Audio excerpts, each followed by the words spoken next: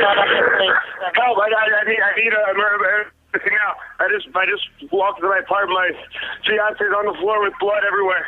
What is the address? 4601 Flat Rock Road. Please come. Help. 4601 Flat Rock Road. Is this a house or apartment? Oh no. Oh no.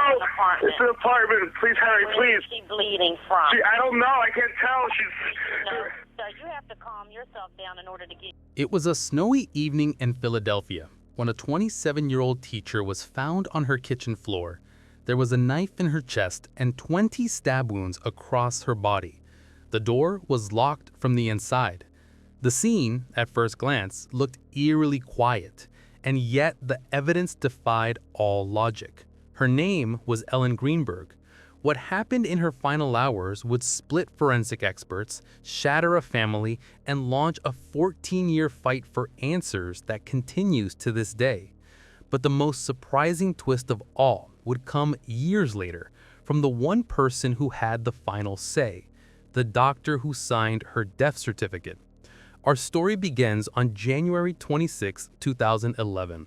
A powerful nor'easter was blanketing Philadelphia in snow. Schools closed early, and Ellen Greenberg, a beloved first-grade teacher, left work and went home to the apartment she shared with her fiancé, Sam. Life was supposed to be good. She had a summer wedding to plan. Friends and family described her as gentle, bright, and meticulously organized. By all accounts, she was a happy woman with a future full of promise. That afternoon seemed completely normal, but by early evening, everything would change forever. What unfolded inside apartment 603 would become a puzzle that haunts investigators and her family to this very day. Around 4:45 p.m., Ellen's fiancé, Sam, told police he went down to the gym in their apartment building. He said he was gone for less than an hour. When he returned, he found the swing bar lock on their apartment door engaged from the inside. He couldn't get in. He knocked, he called her name, he sent text messages. There was no answer. Growing frantic, he tried to force the door open himself, shouting for her. He eventually ran downstairs to get help from the building's security staff. Together, they broke the door frame to get past the lock. When Sam finally stepped inside, he found Ellen on the kitchen floor. A 10-inch knife was lodged deep in her chest. There was blood. He immediately called 911. The first, most critical fact of the case was established in that moment. The door had been secured from the inside, and that single detail would shape nearly every conclusion that followed. The scene was a paradox of violence and calm. Ellen had initial officers at the scene noted something strange. No signs of a struggle, no overturned furniture, no defensive wounds on Ellen's hands or arms, the kind you'd expect from someone fighting for their life. To the first responders, this didn't look like a homicide. It looked like a suicide. The autopsy the next morning, however, told a very different story. The pathologist, Dr. Marlon Osborne, took one look at the sheer number and location of the wounds, especially those to the back of her neck and head, and came to a swift conclusion. He ruled Ellen's death a homicide. For Ellen's grieving family, it was a horrifying but logical confirmation of what they saw as an obvious truth. But the relief would be short-lived, because the official story was about to change in a way that no one saw coming. Just one day after the autopsy, police officials publicly disputed the homicide ruling. They told the media the case was still classified as suspicious, not a homicide. Behind the scenes, investigators met with the medical examiner's office. They pointed to the locked door. They mentioned that Ellen had been dealing with some anxiety. And then the official record was changed.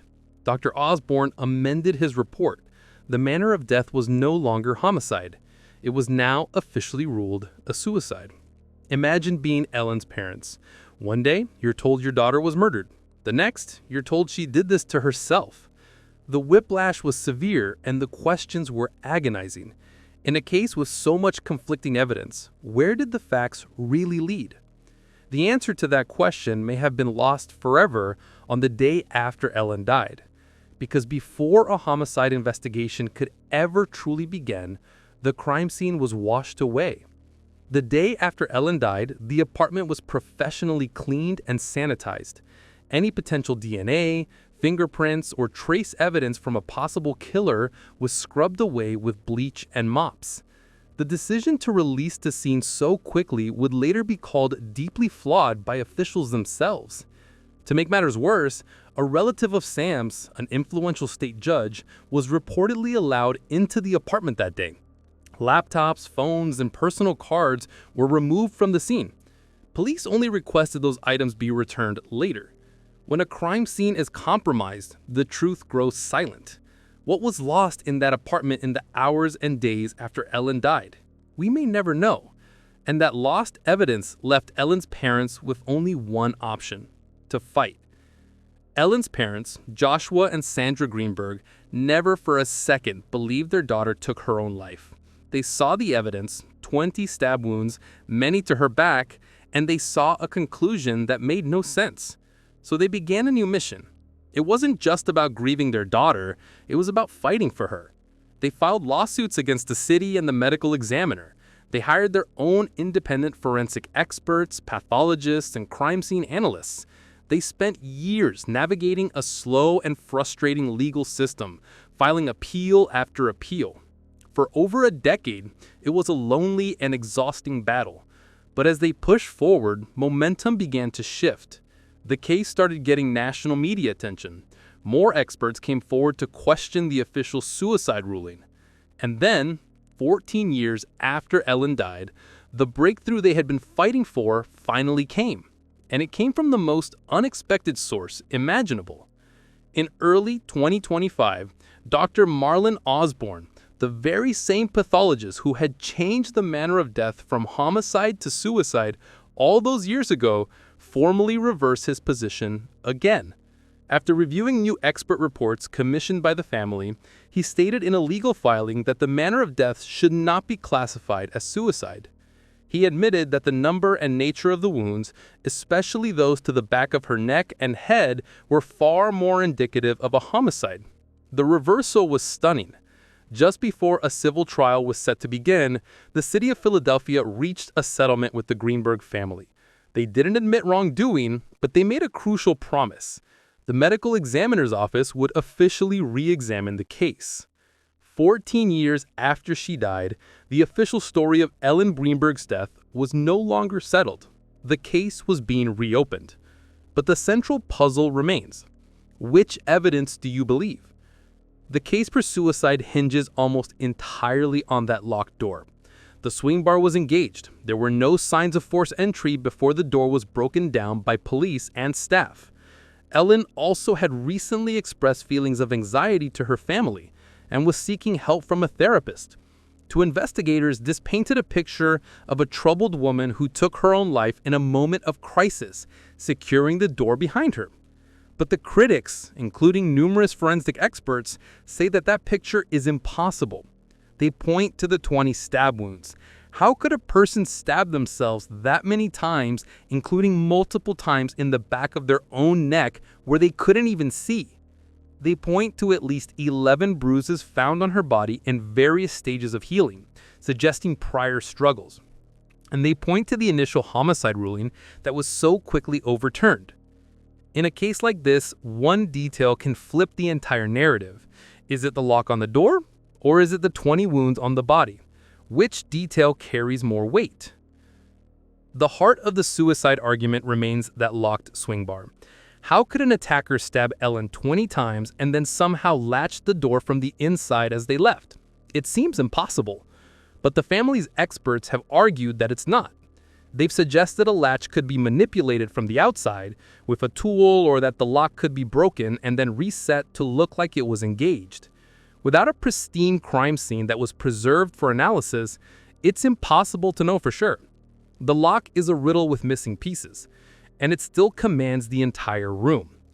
Then there is the question of Ellen's state of mind. The official narrative relied heavily on the fact that she was experiencing anxiety, but her family argues that anxiety is not a motive for such a violent and bizarre act.